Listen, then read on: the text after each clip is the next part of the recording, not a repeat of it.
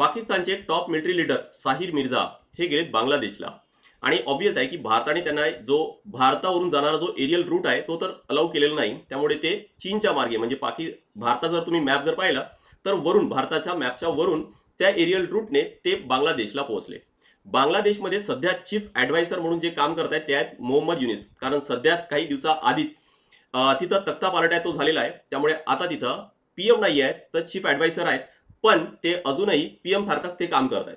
या दोघांनी मिळून एक बुक आहे ते पब्लिश केलं. बुकचं नाव आहे द आर्ट ऑफ ट्रायम्फ, म्हणजे जिंकण्याची कला, की कसं जिंकता येतं हे त्या बुकमध्ये लिहिलेलं आहे. सोबत त्याखाली एक टॅगलाईन पण लिहिलेलं आहे की Bangladesh new dawn. New dawn म्हणजेच काय की नवीन पहाट.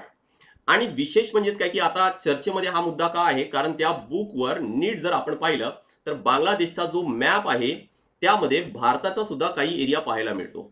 कारण आता बांगलादेश किंवा हे जे चीफ ॲडवायझर आहेत हे क्लेम करतायत की ग्रेटर बांगलादेश, ज्यामध्ये बांगलादेश सध्याचा जो बांगलादेश आहे तो तर आहे, सोबत भारताचा सुद्धा काही भाग हा त्यामध्ये येतो. मी तुम्हाला तो पूर्ण नकाशा आहे तो पण दाखवतोय, तुम्हाला अजून चांगला तो कॉन्सेप्ट आहे तो क्लिअर होईल. बघा हा जो मॅप आहे ना, हा मॅप ऍक्च्युली त्या बुकवर दाखवलेला आहे. म्हणजे बांगलादेशचा तर नकाशा आहेतच, सोबत नॉर्थ ईस्टचा, भारतामधील नॉर्थ ईस्टचा सुद्धा काही पोर्शन त्यामध्ये आहे.